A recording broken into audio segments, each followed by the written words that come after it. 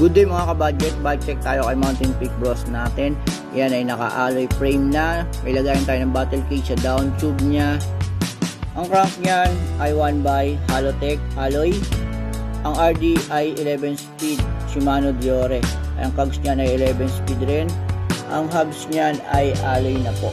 Ang kanyang tire ay Kenda 27.5 by 2.20.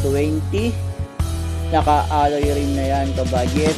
At 160mm rotor, quick release ang hulang gulong. Ang seat post niyan ay alloy na Mountain Peak. Saddle po niyan ay Mountain Peak din na napakalambot. Stem niyan ay Mountain Peak din alloy. Hydraulic brake po at Shimano. Ang kanyang shifter 1x11 speed. Ang kanyang fork po ay naka-air na. Ayan po. At ang harapang gulong ay quick release. Ayan. Seal Mountain Peak. 20,999 with freebies, 19,999 po, no freebies.